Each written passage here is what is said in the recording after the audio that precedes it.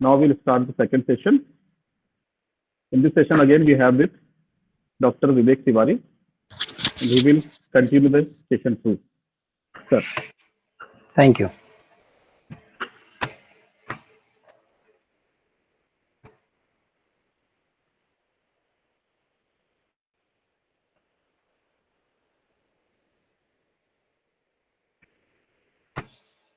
Uh, Thank you again. So I think my screen is visible to everybody.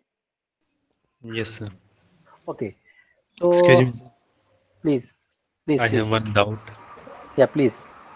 In case of training set, we perform the feature selection. And Okay. I also need to perform in the test, or I give all the features. Feature selection. It depends on which feature selection algorithm you are using. So feature selection I, means what? I'm using the regression problem. I give the training to the model. I perform the feature selection, and then I perform the testing data on that. Okay. Mm-hmm.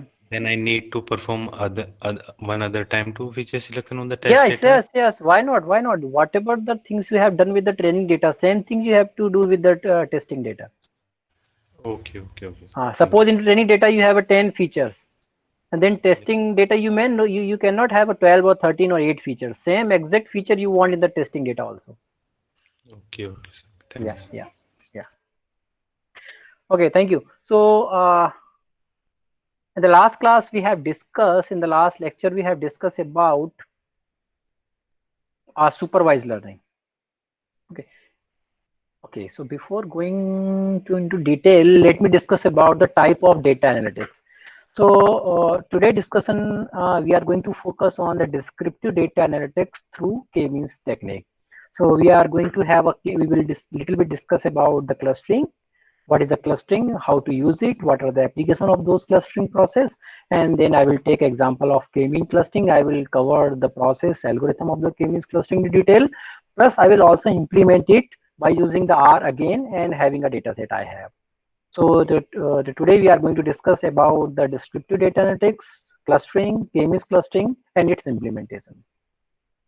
Before diving into the detail, you might have listened to these three words: descriptive data analytics, predictive data analytics, and the prescriptive data analytics. So you can consider whatever the data analytics you have, there is a three sub branches. Those are the branches are named the descriptive data analytics, predictive data analytics, and prescriptive data analytics. I will give only 2 or 3 minutes to make it clear what is the meaning of these three terms, what kind of algorithms normally comes under these three category, and what kind of application and problem we can solve. So start with the first one, the descriptive data analytics. Here we talk about the what happening in my business. Suppose whatever the business you are running, something happened in your business, maybe a huge loss you have experienced, or a huge gain you have observed. Now you want to see whatever the things have happened, what is the reason behind that. Try to understand the questions. If some kind of questions you are going to answer, means you are part of descriptive data analytics. Something happened, what is the reason? Okay, so what happened in such kind of problem? You have the something event, something happened. You want to do a lot of data analysis to find out the trend, the patterns, that artifacts are hidden that data, so that you can describe your data.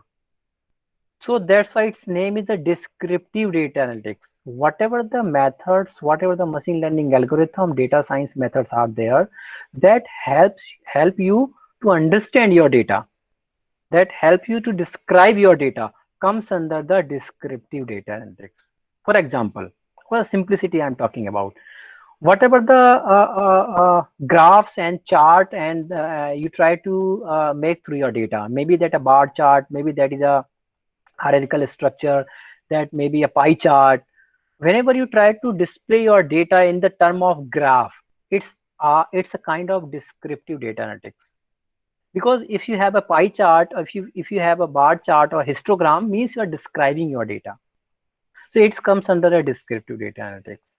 More specifically, if you talk about the machine learning, all the unsupervised learning, All the unsupervised learning means clustering. Everybody know the unsupervised learning means clustering. All clustering comes under the descriptive data analytics. Principal component analysis. Just in the last class, we have just coined that term. Principal component analysis comes under the descriptive analytics. LDA, association rule mining, means a priori. Market basket analysis means a priori algorithm. Frequent pattern with the FP growth algorithms. All the algorithms comes under the association rule minings. It's a kind of descriptive data analytics. I hope I made it clear. Now the predictive data analytics, where we try to predict something, we try to forecast something. So what thing in that way, what we need to do some model. In the descriptive data analytics, there is no any kind of model. First, one big difference. Let me explain over here.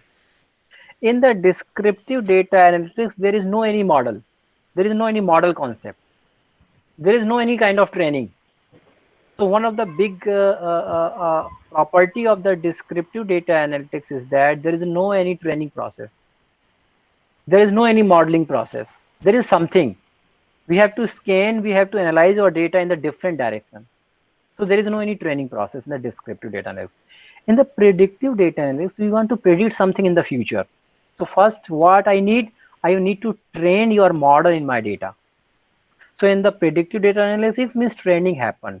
So once the training is over, your model can be used for the further prediction. So all the classification algorithms, in the classification algorithms, again, two sub branches. Sorry, in supervised learning, all the supervised learning comes under predictive data analytics. In the supervised learning, there is a two sub branches, classification and prediction. Classification and more specifically talk about the classification and the regression. So if there is a supervised learning, under the supervised learning, two sub branches, classification and the regression. What is the difference between classification and the regression? Classification, we try to predict some categorical variable. In the regression, we try to predict some numerical number, the continuous value. Like in the previous lecture, we have seen, we are trying to predict medical expenses of a particular person. That was a numerical value. So that's linear regression comes under the regression problem. In the classification, we try to predict some category, like a given image is dog, yes or no, in kind of things. So in the predictive data analytics, we want to predict something. New, the sub branch of the data analytics is the prescriptive data analytics. So it talk about what do I need to do. What is the meaning of that? It is a combination of the descriptive and predictive data analytics. In the prescriptive data analytics, what happened? Let me explain through the example. Predictive data analytics will predict something. Okay, it will give the one prediction. Prescriptive data analytics will give you a lot of predictions, a lot of options it will give you. And one more ahead of the step, it will also talk about what happen if you choose the option A, what happen if you choose the option B, what happen if you choose the option C. So the predictive data analytics only give you the output. If you follow that output, it will be fruitful or not fruitful for you, we don't know. But in the prescriptive data analytics, it gives you also it will predict a lot of options and also talk about what are the benefit of particular options and what are the risks with the particular options. So that is called the prescriptive data analytics. For example, all the games consider as a chess, and what happened in the chess at a particular moment with respect to the particular piece. If you want to move that piece, you have a lot of options. Okay, you can move your piece in many ways. Agree?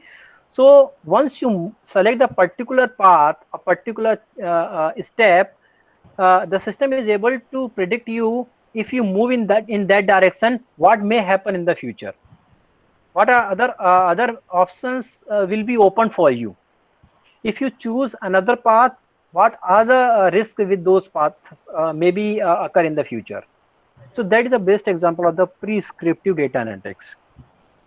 So there is no any single algorithm that I can mark as it is a kind of prescriptive data analytics. Like a clustering is a descriptive data analytics, classification and regression is a kind of predictive data analytics. But in that prescriptive data analytics, there is no any single algorithm. It is a kind of system. So you have to take some algorithm from the descriptive data analytics, some example from the predictive data analytics. Then you will be able to develop a system that you can say that is a prescriptive type of system.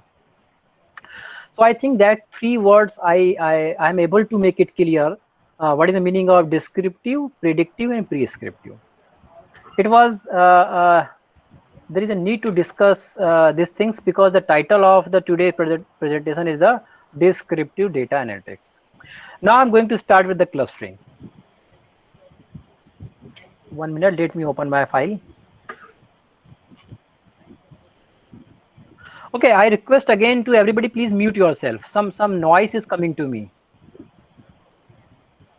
I don't know. Please mute yourself, everybody.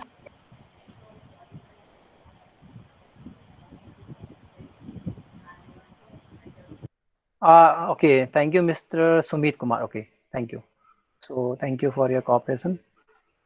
Okay, so let's start with the. I hope my slide is visible to everybody. What is clustering? So I already discussed with that one. It is a unsupervised descriptive data analytics. So now we don't need to memorize. We have comfortably understand what is the clustering. In that diagram, I try to recall clustering. Clustering is a part of descriptive data analytics. So all the algorithm that comes under the descriptive data analytics, it's also unsupervised learning. So in simple word, you can write it. It is an unsupervised descriptive data analytics. And there are two words. What is the meaning of unsupervised? We understood. What is the meaning of descriptive data analytics? We understood. Unsupervised means there is no any target value. There is no answer available.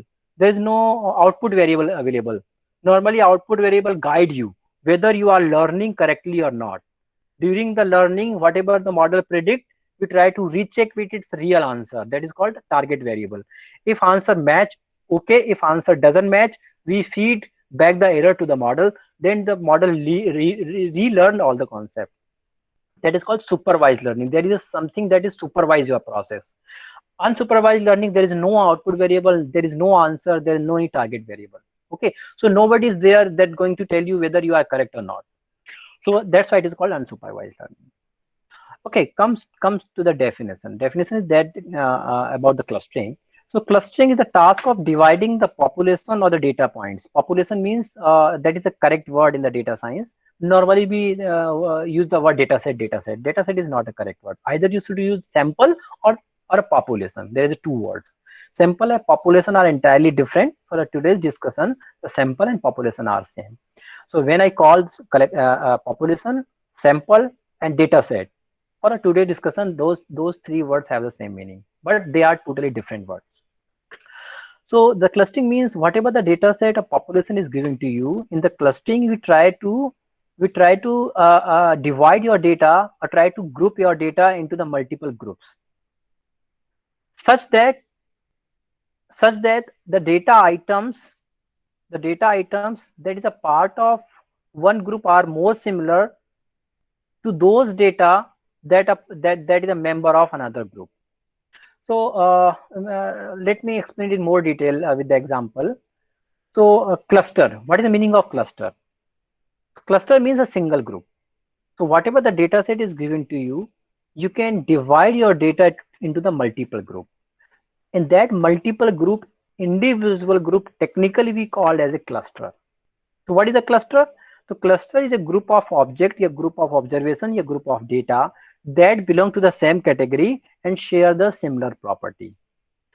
Now the question arises here, what is the meaning of similar property? Whatever the data set you have, I have divided that data set into three groups.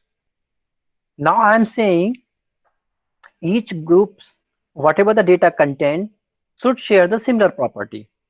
So what is the meaning of similar property? So throughout the lecture, you try to understand what is the meaning of the similar property. I will also try to explain it. Okay, The big difference between unsupervised learning, or you can say the clustering and the classification, is that everybody know the clustering is unsupervised learning and classification is a supervised learning. Second difference that is more important that nobody know. Second difference is that while do the cluster analysis or clustering, we first partition the set of data into the group based on the similarity that, okay, then we assign the label to the group. What is the meaning of that? We are going to create extra information. So the clustering always gives you the extra information, extra data. These labels you can use further for the clustering, for the classification purpose. I request to everyone, please mute yourself.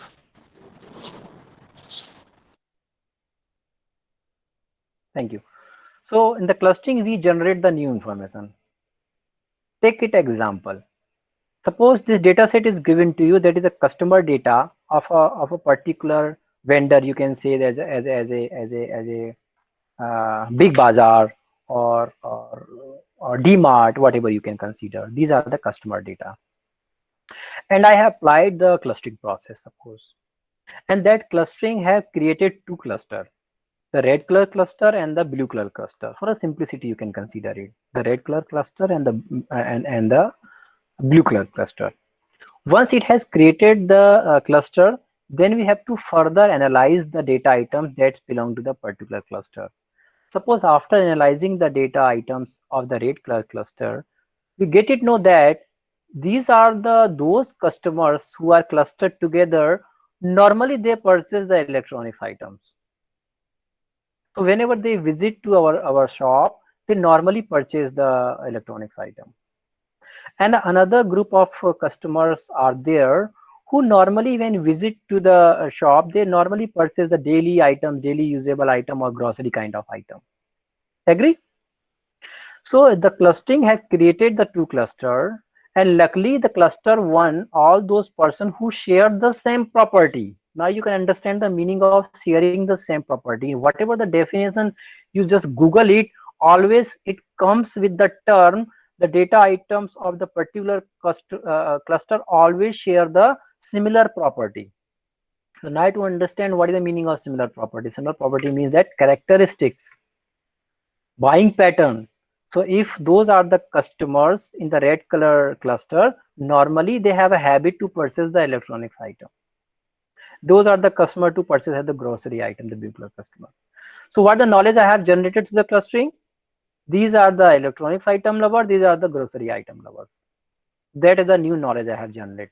What is the use of that knowledge? Suppose in future, the Big Bazaar or DMart having a new TV. They have launched a new TV or any music system. With the limited time, they are not interested to send a message. They want to advertise. Actually, they want to advertise of their new electronics item they have. So they don't want to send a message or call to every customer they have.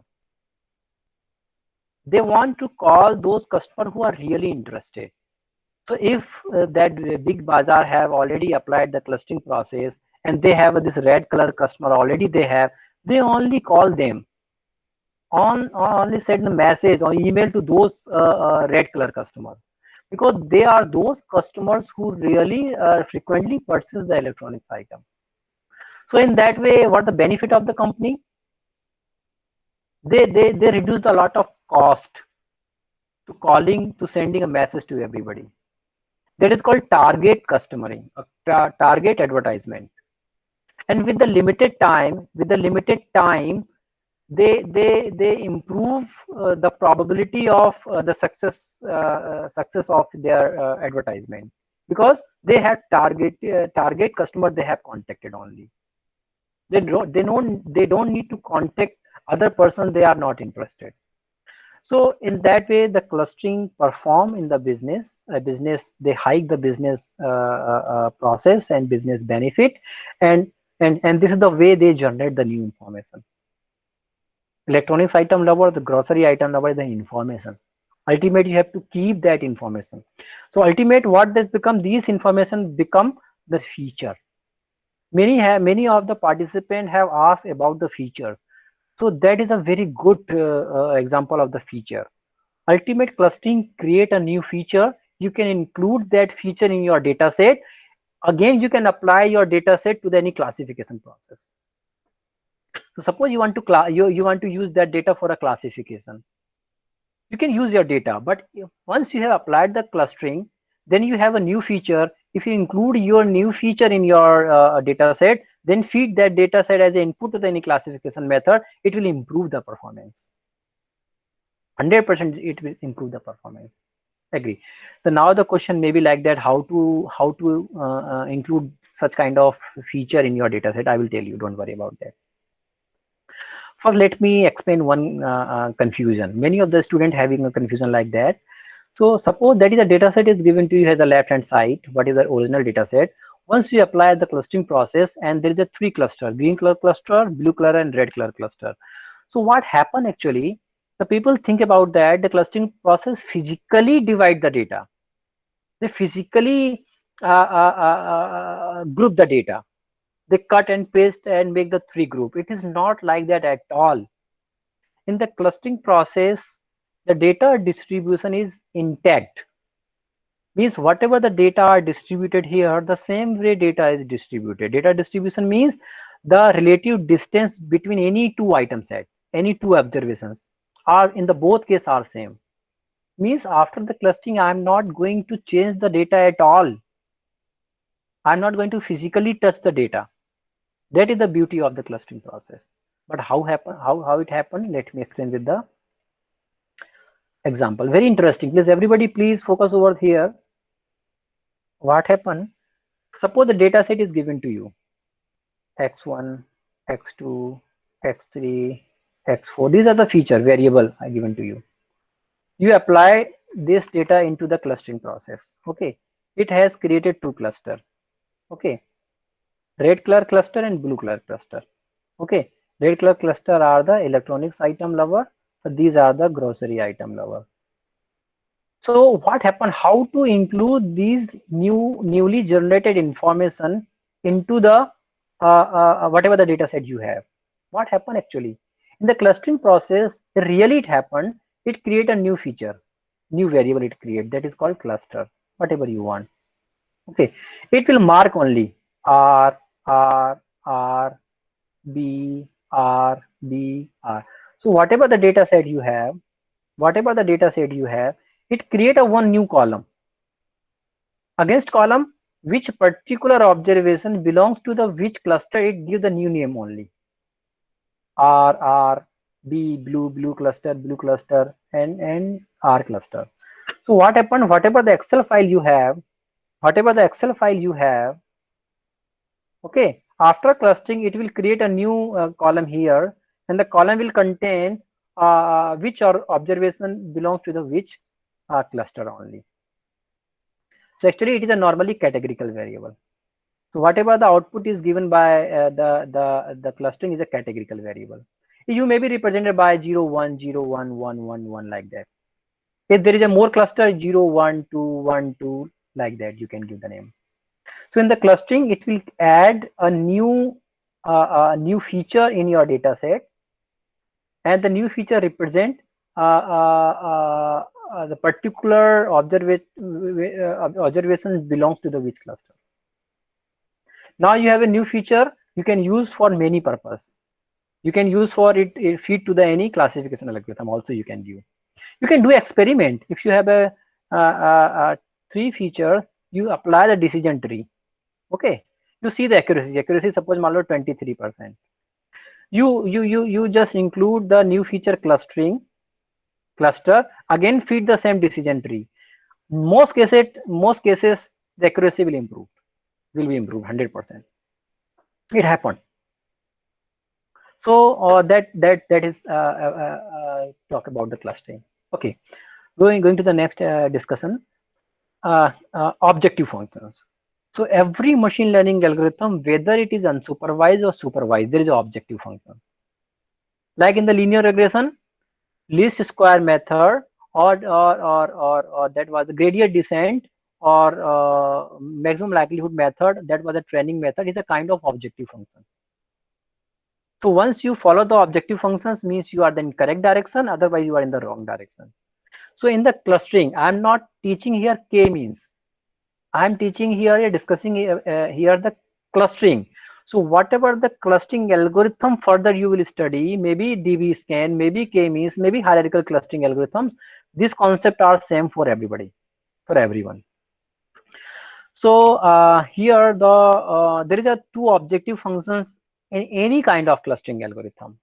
The objective function guide us whether we are going into the correct direction or not. So what are the two objective function? First objective function is that the points or observation within the same cluster are similar to each other. Another way it is called the intra-cluster distance are minimized, or technically it is called homogeneity.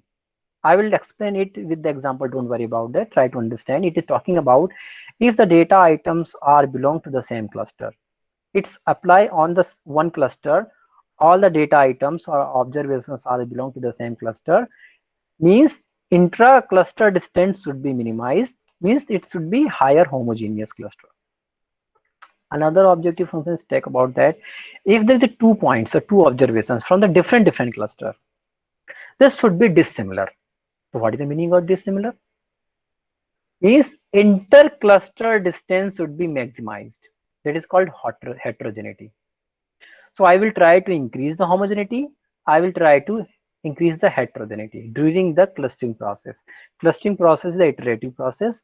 Every iteration I have to check homogeneity and heterogeneity. There is a mathematical formula I will discuss also. What is the mathematical formula to check the homogeneity and heterogeneity? Every scanning process you have to check the homogeneity and heterogeneity. If you are increasing the homogeneity and heterogeneity, means you are in the correct direction. Otherwise you have to change your direction. Agree? Now graphically understand what is that. So suppose that is a big data set was given to you. You have created 3 clusters. You have created the 3 clusters. Okay, cluster 1, cluster 2, and cluster 3. Now focus on the cluster 1. The cluster 1 contains this much of observations. So homogeneity talk about these observations should be close to each other mathematically. Now because similarity, dissimilarity, I have to define mathematically so that my algorithm can work. So when I going to calculate the distance of any 2 items of the same cluster, we'll try to keep that distance as minimum as possible. I want the cluster should be so dense. Items should be close to each other. What is the interpretation of that? If the item close to each other means all the items are sharing the same property. Mathematically, the distance between 2 items should be a minimum, means conceptually I am talking about these 2 items are sharing the same property. Like 2 or 3 friends move together, means their habit and thought processing of this set of people are similar, but that's why they are friends. Agree? Similarly, the distance we try to keep it minimized. Now what is the intercluster distance? That is called heterogeneity. Once you have a 2 cluster or the cluster, so assume this cluster as a one entity. So when I would try to calculate the distance between 2 items, those are the member of 2 different cluster, I will try to maximize it. Mathematically, if I try to calculate the distance between 2 items of the 2 different cluster, I want to keep that distance maximum. Conceptually, the characteristics and the habit of that cluster is totally different from the characteristics and the habit of observations of the another cluster. If the distance is more, means 2 clusters are totally different. So I don't want all the cluster having the similar kind of property. Then what is the meaning of generating or grouping the cluster? So that is the called heterogeneity. That is called homogeneity. It is called the heterogeneity. Agree. So I'm not going to discuss the application of the clustering in the detail, but normally people think about that the classification having a more applications in the business or in the real life. It is totally opposite. The classification having a limited applications, clustering having a vast variety of applications in the business, in the real life. Thus, I'm going to read it for you, the application of the clustering, like that market research, pattern recognition, data analysis, image processing, a lot of clustering we use it.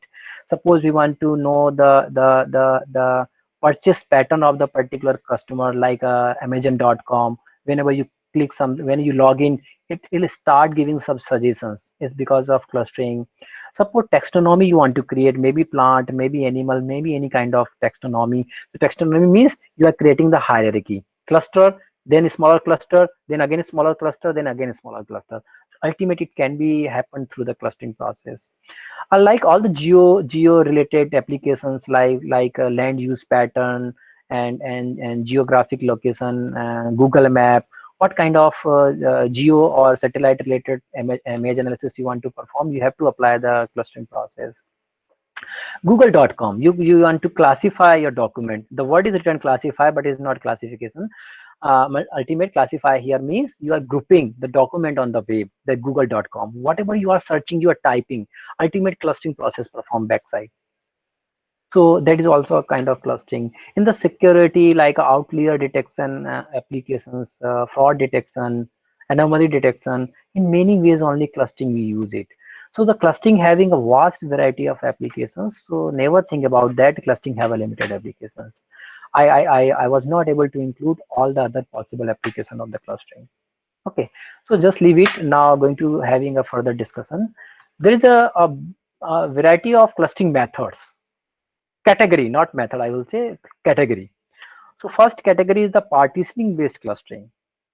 Under the partitioning based clustering, there are many kind of clustering algorithm. One of them is the k-means I will discuss today.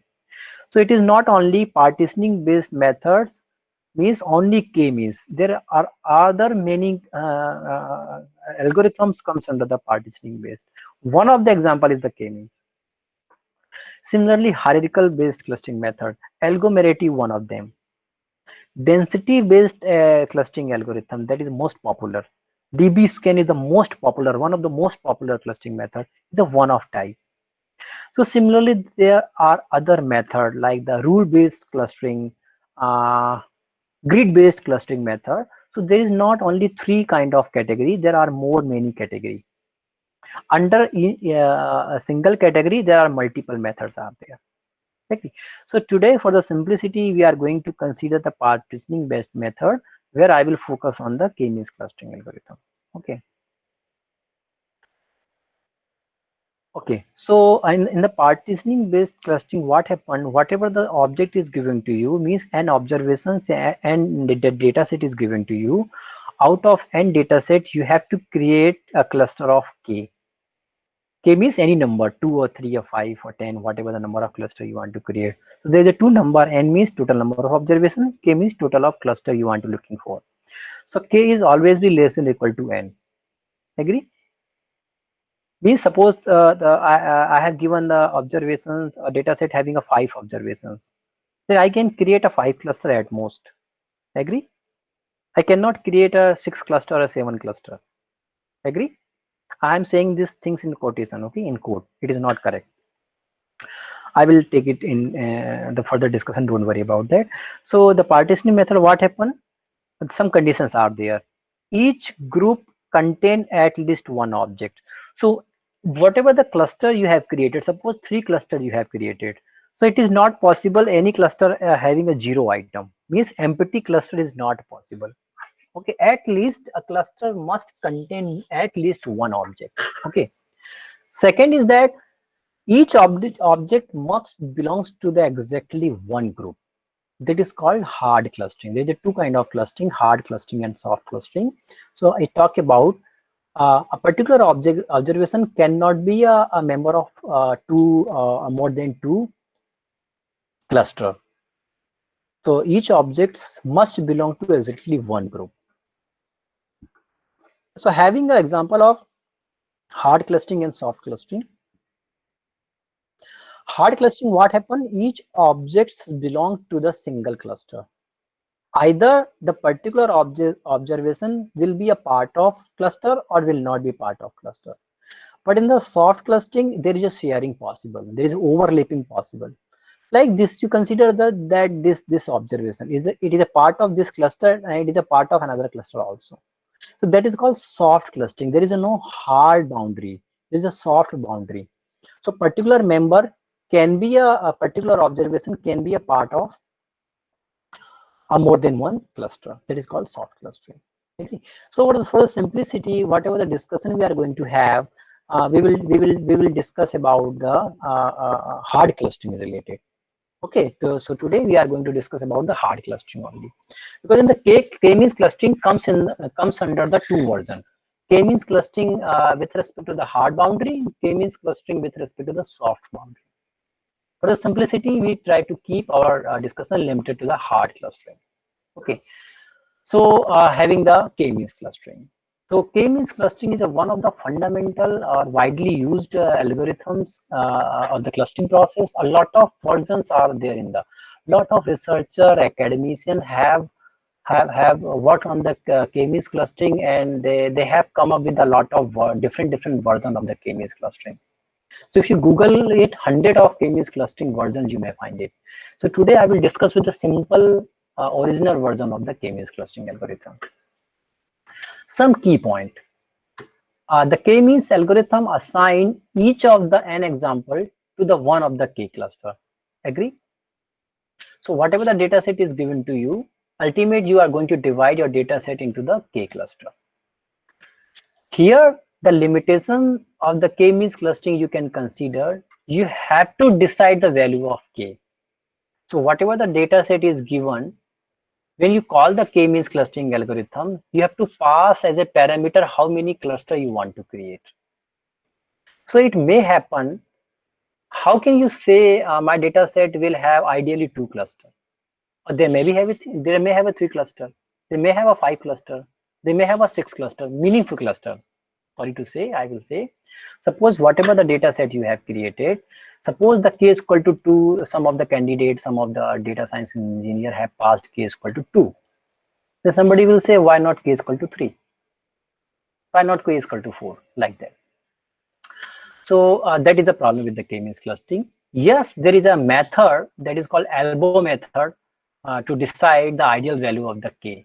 So if the time permit, I will discuss about the elbow method. Otherwise, I will not discuss. So the second line is written in the same way, where the suitable K is the number that has been determined ahead of the time, but must be given in advance at the beginning. The value of K you need to, as a user, need to provide at the beginning. There is another method where we can get it know the ideal value of the K, suitable value of the K through the elbow method. If the time permit, I will discuss. Third is simple. The goal is the clustering process here minimizing the difference within the each cluster, that is called homogeneity, and maximizing the difference between the cluster, that is called heterogeneity.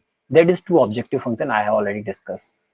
So the goal is to carry both the objective functions and try to improve it. Now the algorithms, procedure of the K-means algorithm. The algorithm is iterative method.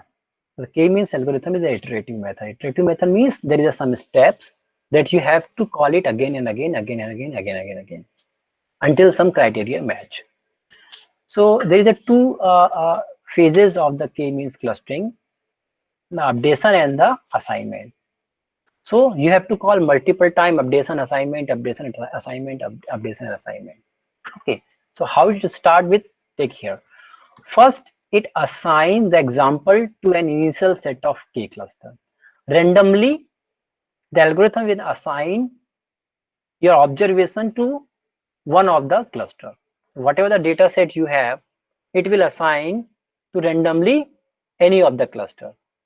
Then we update assignment by adjusting the cluster bounding. How it happened, I will tell you. Update means later we get it know whatever the observation is a part of cluster A, it is wrongly assigned the part of cluster A, member of cluster A. That observation should be a member of cluster B. Suppose you get it know that was the wrong assignment, then you have to change it. So that is called update. So that process is continue several times until no longer improve the cluster fit. So as I told you, it is not an endless process. That is an iterative process. It will iterate multiple times, and we have to keep two objective function, homogeneity and heterogeneity. In every iteration we have to calculate the homogeneity and heterogeneity. If whatever the changes I am just making, it is improving my homogeneity heterogeneity, means I should continue. After some time, what happened? My homogeneity and heterogeneity stop improving. At that time, you should stop the process. So that is called where to stop the process. That is the in abstract way I have explained over here. Let me go into the detail. That is the most critical part of the today discussion. Try to understand. To the flow chart, try to understand number of clusters you have to define. Suppose whatever the k value, you have to pass it. So what happened? It will randomly assign the observations to any of the k cluster. Okay. Most critical part of the discussion. Please try to understand. Suppose k is equal to what? Suppose that is the data set. Agree? The data set is given to you. Suppose randomly I have done, this is the cluster 1 and this is the cluster 2. So I have created two cluster A and B randomly. Randomly I have assigned these observation as a member of cluster A and these observation of the member of cluster B. So see what I have to do. Centroid. Next step is centroid. I have to calculate the centroid of the each cluster. This is a centroid of the cluster A. This is a centroid of the cluster D. Centroid means the middle point, a central point of the cluster. Agree? So I have to calculate the centroid of each and every cluster. Distance of the object to the centroid. Now I have to calculate the distance of all the member to all the centroid of the clusters. So what is the meaning of that? Suppose I have to calculate the distance of from all the points, whatever the points you have, to that cluster. All the points means all the data set, not a member of that cluster. All the member of that cluster. Similarly, for calculate distance from all the point to the centroid of the cluster V, to the centroid of the cluster V, to centroid of the cluster V, like that. Agree? Agree? So what happened? Suppose I am talking about this data, this observation. This is x1. X1 having a distance to the centroid A is a 8 meter for a simplicity. The distance of A, this A is a 8 meter, and the distance of this x1 observations to the centroid B is a 5 meter. Suppose. Now you see, this point x1 is a part of cluster A. You see the boundary, it is a part of cluster A. But this point x1 is more closer to the centroid of the cluster B. So why it is a member of cluster A? So what I will do, I will update it. I will make the part of cluster B. Agree? So this thing I have to repeat to each and every observation we have. And I have to readjust the cluster boundary based on the distance. The point which is closer to the cluster centroid should become the member of that centroid. It is written. Group based on the minimum distance. I have explained.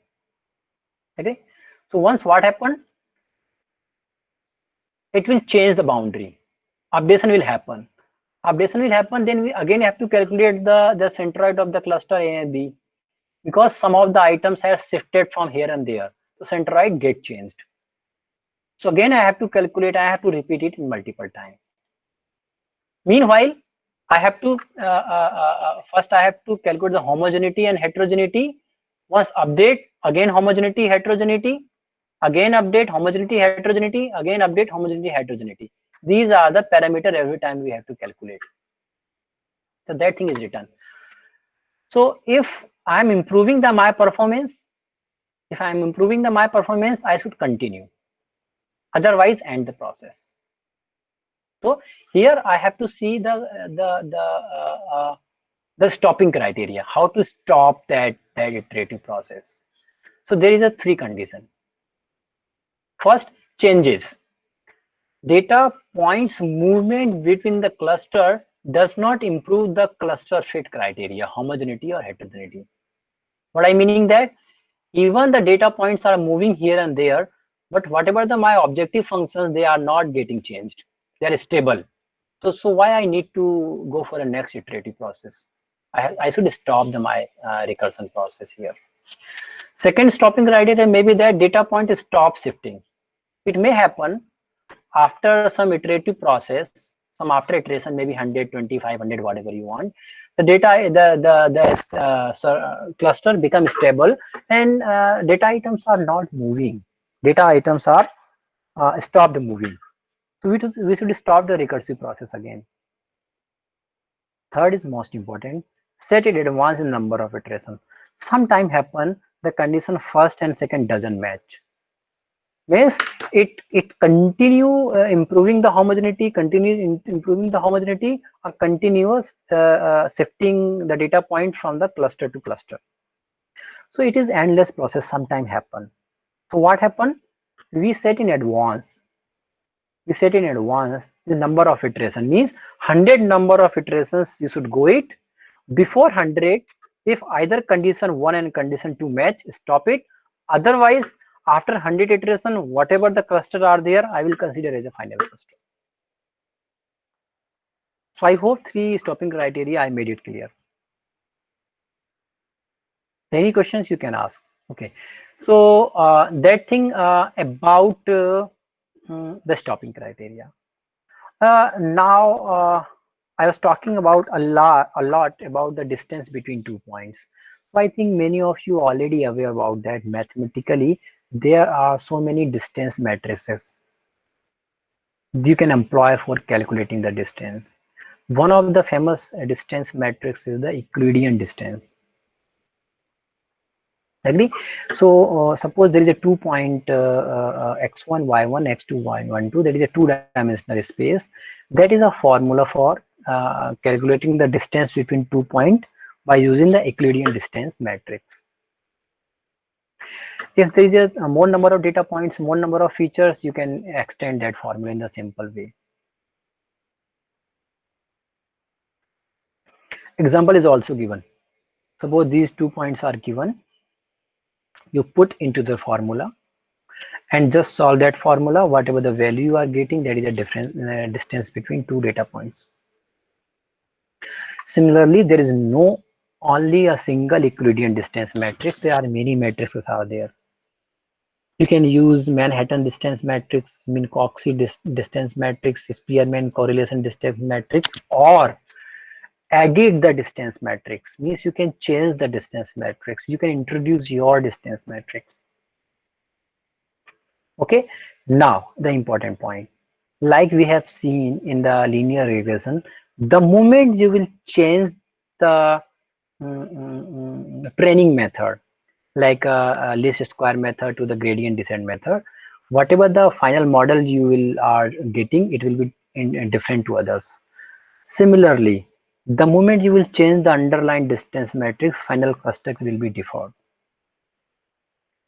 Meaning, if the data set is same, clustering process is same, 2 data scientists have considered different distance matrix. Someone have taken the Euclidean distance, someone have taken the suppose Manhattan distance. So whatever the final cluster he or she will get, it will be different to each other. Because it is kind of learning. It is not real learning, but it's a kind of learning process in the clustering. You will change the learning process or the way to calculate the distance. Ultimately, final cluster are going to be different to each other. Again, it is a hit and try. Ideally, in the real life, whatever the data set is giving to you, you have to apply a different clustering method by changing the different underlying distance matrix. Which distance matrix gives you the good performance, you should consider it. Agree? Okay, so now I'm going to implement it or by using the R. So let me go with the R. I will take some data set and I will apply the clustering process. So, okay. So I hope the theoretical part is over and everybody is clear with that one. So again, I'm going to implement or apply the k-means clustering on the given data set. So that is about the RStudio, everybody know. The Google it, the link is there. You just download the RStudio, install it, and after installing, you will get such kind of window that we have seen. So that is about the RStudio that we have familiar. Now discuss about the data set. Which data set I'm going to consider here. So I have taken the wholesale data set. I have downloaded from the UCI machine repository. It is free, openly available. You just type wholesale customer data, you will get it. So that data having 8 features. Let me open it for you. That is the CSV data in the CSV file.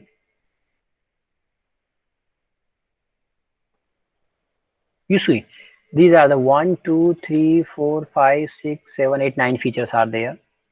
Okay, there is no output feature. We are not going to apply any supervised learning. So there is no any output feature. All the things I'm going to consider. So things about that wholesale data, what is talk about? Fresh is a feature. This fresh is a feature, milk is a feature, grocery is a feature, frozen is a feature, detergent is a feature, like that. So what is that? You see, the phrase is talk about the annual spending, maybe in rupees you can consider the annual spending of a fresh product. So you can consider that there is a customer who spend around 12,000 rupees yearly to purchase the fresh item. The same customer spend around 9,600 rupees to purchase milk or milk related product. Same person spend around 7,500 rupees to purchase grocery item. So in that way you can understand the data. Milk, you know, the annual spending on the milk product. Continuous, it is also written the data types, means there is a numerical variable. Continuous means numerical variable. Grocery, it is also annual spending on the grocery item. Annual spending on the frozen kind of item. Detergent paper, the person is how annual spending related to the detergent and paper product. Okay, and similar. There is a two important feature also there, channel and region. Try to understand. Channel means the category of customer, whether the customer is a hotel or restaurant person or that is an individual person, the retailer. So it is a categorical variable. Nominal means categorical variable. Nominal is another word, technical word of categorical variable. So the channel is a categorical variable, whether it is a retailer or it is a firm, a hotel or restaurant person. The region, again, that is a region. I have explained the linear regression. Region means which part of that country, which part of that city is belong. It is also categorical variable. Okay. So here see the channel. 2, 1, 2. 1 means it is a restaurant person. 2 means it is a customer. So it is a way to represent the categorical variable as a numerical number. So its meaning is not typical numerical number. 1 plus 2 is not 3 here. 2 means is not 2. 2 means a category. Simply region 1, 2, 3, 4, 5 like a region is there. Maybe many regions persons are there. One maybe South Indian, 2 maybe a North Indian, like that. So that is a categorical variable. Agree? So one of the limitations with the k-means clustering algorithm is that whenever you apply the distance matrix, the variable should be a numerical variable. Numerical variable by its meaning, not numerical value. So these two variables are the categorical variable. I should not consider these two variables when you go for the clustering process, because these two are the categorical variable. So I should remove it from the data. Okay, I think data set is clear. Get WD, set WD you already know. So I have to change my path because my data set is stored in the different position. So let me set my path first, then I will discuss how to implement it.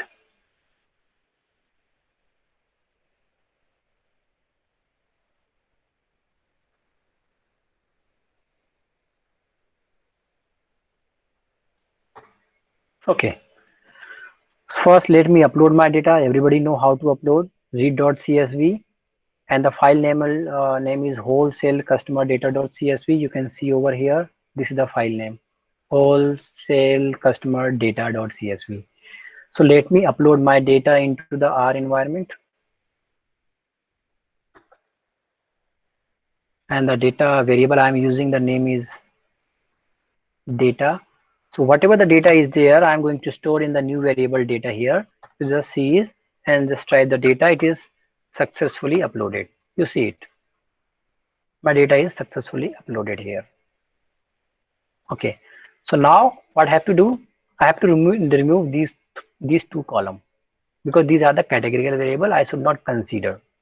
Okay, because there is no any meaningful interpretation when you try to calculate the Euclidean distance between numerical variable and the categorical variable. So there is no any meaningful inference. That's why we try to remove it. So you see how to remove it, how to drop channel and region. So that is a syntax. So when I want to access some data from the data set, that is a two-dimensional data, that is this is the column and this is the row. That is a two-dimensional matrix you can consider. That is a two-dimensional matrix. Ultimate, whatever the data you are uploading to into the R environment, it will be represented either by matrix or data frame. So it is a two-dimensional matrix you can consider over here. So how to index the matrix? In the bracket, in the bigger bracket, square bracket, you have to pass the two index. You have to pass two index. Suppose X is the matrix, you have to pass two index, I and J. I talk about all the rows and J about the column, which column you want to consider. Agree? So see here, first indexing is empty, means all the row I'm going to consider. I'm considering all the column except first and second. Except first and second. You see the first one is the channel, second one is the region. So the moment I will run that command, it is a kind of syntax only. It is not so difficult. So you see it. Then check the data one. The first two columns are removed now, because minus means I'm not considering these two column number, else consider all the column. Okay, now I have a data set into the variable data one. Very good. Now you can apply the clustering. Very simple, one line code. K means already a predefined function in the R, similar function in the Python also. You just need to pass the two parameter, in which data you want to apply the clustering and how many cluster you want to create. That is a K. That is a K. So the center is a variable that we represent the K is equal to 5. And these are the variable name, whatever you want, A, B, C, D, whatever you want. Whatever the cluster, they are going to store in this variable. Okay. So that is a one line code. Whatever I have discussed in last 1 year, 1 hour, it is going to be happen. It is going to be happen in just one line. Clustering is over. It has applied the updation and iterative process multiple times. It already calculated the homogeneity, heterogeneity, then it converged, and the cluster already created. In the one line code, it is over. Now you are now to see. I want to see the cluster. Okay, so there is a command. K is all the data, all the cluster are stored in the K. Under the K, I want to check the center of all the cluster. Okay, you see over here. So there are 5 clusters, 1, 2, 3, 4, and 5 clusters. Okay, these are the centroid. Okay, so the fresh item, milk item, grocery item, understanding the clustering output is a little bit difficult to try to understand. So these are the statistical value against each and every feature. So now you have to look into the detail. How? Next example. Let me understand like these two, 4 and 5 number of cluster, try to understand. Okay. There is a 4 is a number of cluster name, cluster number 4, where all the customers are there.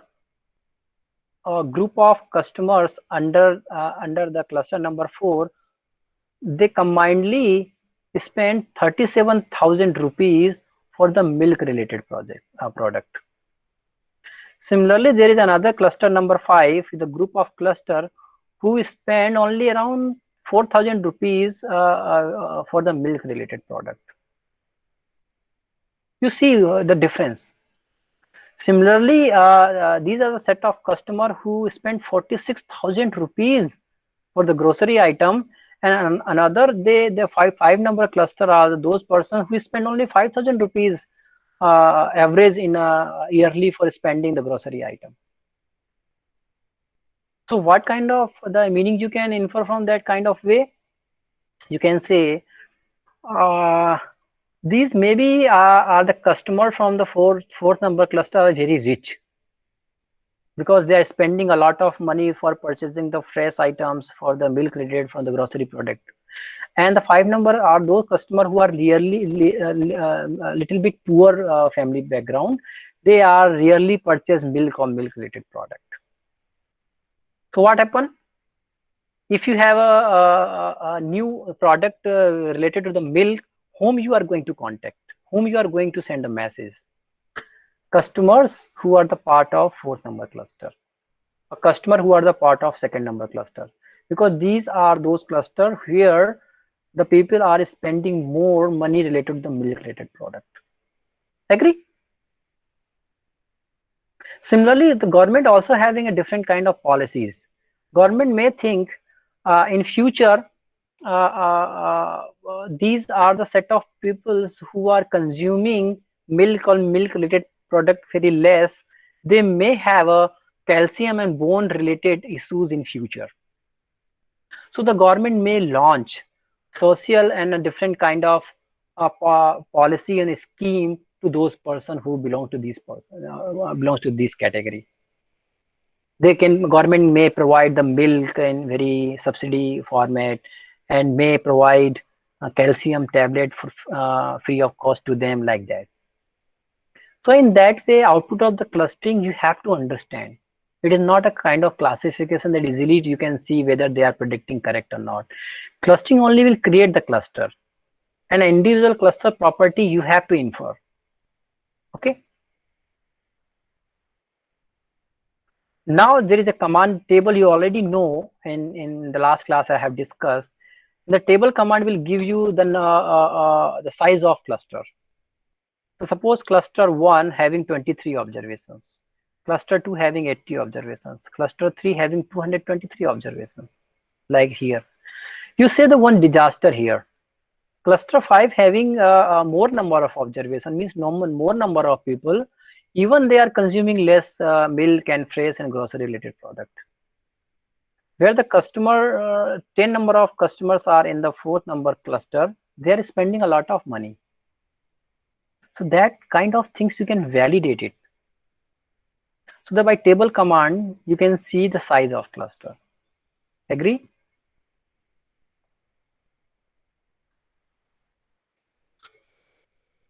Okay, so I'm not going into the much detailed discussion. I will create a one big issue. Okay, so now homogeneity and heterogeneity. I want to see whatever the cluster I have created. I want to see the homogeneity and heterogeneity. So there is no homogeneity means within SSC, within SS or between SSC. SS means sum of square distance. So within the cluster, okay, let me homogeneity कैसे you may calculate. See over here with the example. Suppose the two cluster I have created, sorry, three cluster I have created. Okay, so these are the three clusters. In our example, there were 5 clusters. So what I will do, I will create a centroid. I will calculate the distance from all the point of the same cluster, and then distance I have to sum it. That is called homogeneity or within SSE. Similarly for this one, similarly for this one. Okay, what is the heterogeneity? Distance from this centroid to this centroid, distance from this centroid to this centroid, distance for this centroid to distance centroid, sum all the three distance. That is called heterogeneity. Okay, that is called between SSE. Okay, you see. So the moment I want to see the within SSE, so within SSE already a parameter, you just need to run over here like that. You see the answer here. That is the total the distance of all the point of the cluster 1, total distance of the all the point of the cluster 2, cluster 3, cluster 4, cluster 5. Okay, that this is all the distance. You can make it average also. Between SSE is a single value. Why single value? Because there is only single value possible. This distance, and this distance to try to calculate it. So there will be one answer. So heterogeneity will be one answer like that. Some packages of the R or Python also give the homogeneity into the single value. Means if you sum it, if you sum all the value, so it will talk about the total SSE. It will talk about the total homogeneity of the cluster. Ultimate, what you have done, this total homogeneity, this homogeneity, just sum it, you will get it total homogeneity. So you can calculate the homogeneity and individual cluster wise, like that I have done over here, or you may calculate the homogeneity of total if you going to sum it. Similarly, the between SSE.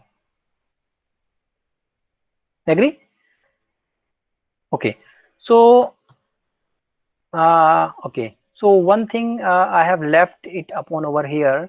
Just I want to discuss the concept of elbow method. Let me explain over here. You try to recall, I was discussing how to decide the value of k. How to decide the value of k. Randomly, initially you can set the value of 3 or value of 5, you can start it. But it may happen that 5 is not ideal value. You should consider the k is equal to, suppose say 7. How do you know that k is equal to 7 is a good value? So the answer is the elbow method. Elbow method. Suppose this is the k. K is equal to 0, 1, 2, 3, 4, 5, 6, 7, like that. And the y-axis represent suppose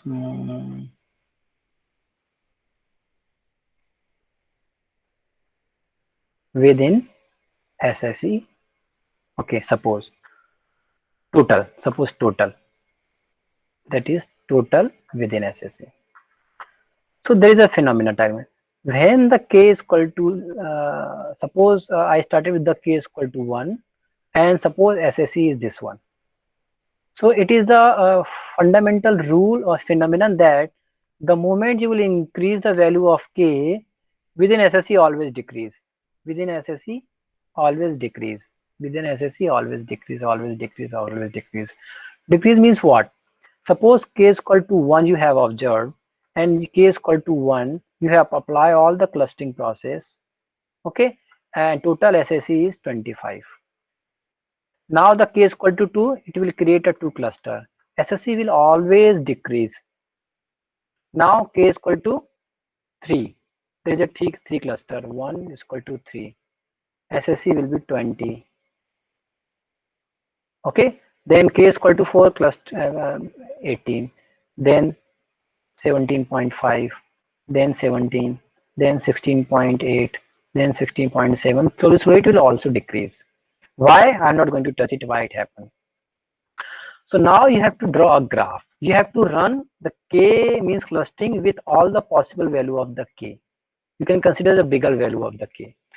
Then you have to draw a graph. So suppose K is equal to 1, SSE is there, K is equal to 2, SSE is this, K is equal to 3, SSE is this, SSE is this, SSE is this. Then you have to draw a curve. Agree? Then you have to observe a sharp turn. Suppose this is the sharp turn. It's kind of elbow. You can observe your elbow. You can move over here. So in the graph where the graph is taking sharp turn, then you have to observe over here.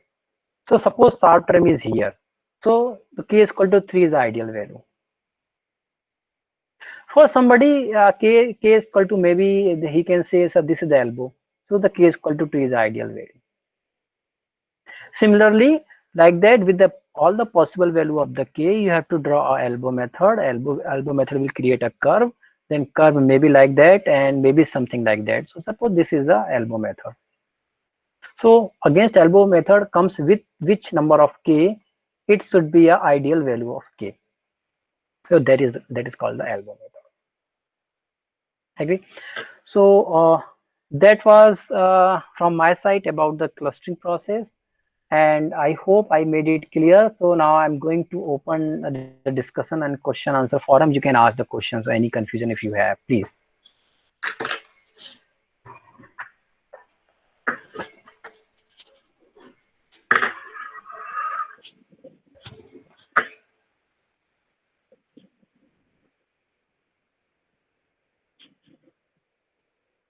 Any doubt, any questions anybody have? Please ask the question. Good afternoon, sir. Good afternoon. Sir, I need to know, is this beneficial if we have already labeled data and we do clustering to check whether the labeled data is good enough or not? Yes, it happened many times. It's a very prevalent practice. So whatever the data you have, it is a labeled data. It comes under the label noise. If you try to Google it, there is a big problem in the machine learning. The label noise is, if the label, whatever the label are given to you, they may be wrong.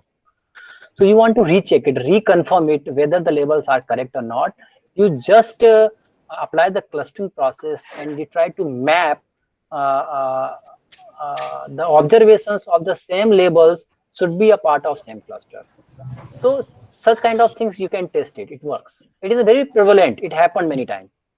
People used to do it. Sir, and I need to ask another question regarding some other algorithm for clustering. Yeah. I hope you know about the particle sum optimization. Yeah.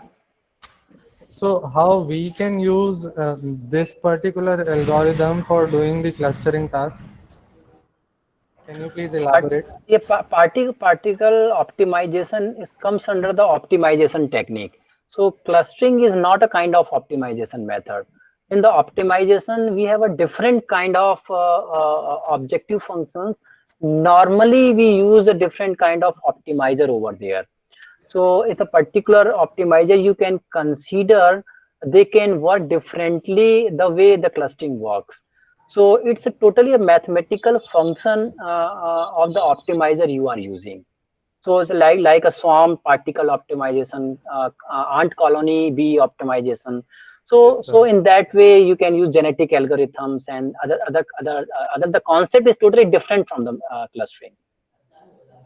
Sir, actually, I was reading a paper, Okay. and there they use this particle sum optimization for clustering purpose, but they haven't discussed the way they used it. I mean, if we see this optimization as the minimization problem of the particles in a cluster. Okay. So So just you check it. Whatever the paper you are reading, so which method they have used it, you just Google it. Suppose I have done some work and I have using DBSCAN clustering method. So in the Yes, paper, sir. I should not explain DBSCAN in the detail. So you cannot understand the dB scan on that paper. So whatever the particle optimization technique on that paper they have discussed, they might have not discussed properly in detail. You just Google it, or how the implementation of that method, you will get a lot of resources on the online. Or ultimately you can write a mail to them, the author of that paper. Please share the code and the material of that method. They can share you. Okay. Yeah, 100% they will share. Sir, good afternoon, sir. Good afternoon. Sir Vivek, sir, in future, Yeah. shall we communicate for any queries and any other things related to research problems? And all? Sure. I always welcome. Thank you very much, sir.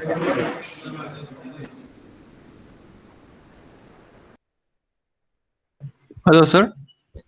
Yes, please.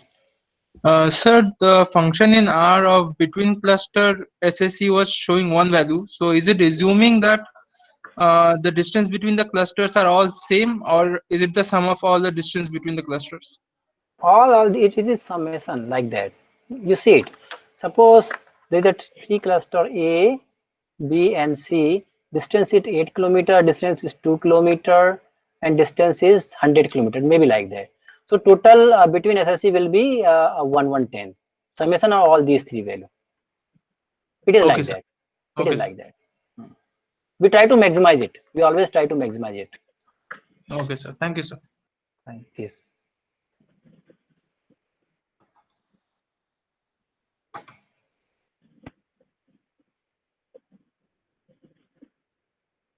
Any other questions?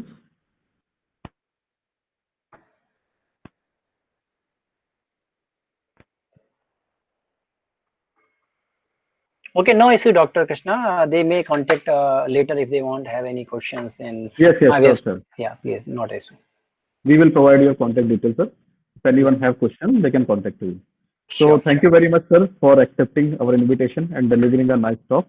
Thank you once again. Thank you from you and organizing committee and the Central University for the Atal scheme also to give this kind of opportunity to me and all the participants also to having a discussion with each other.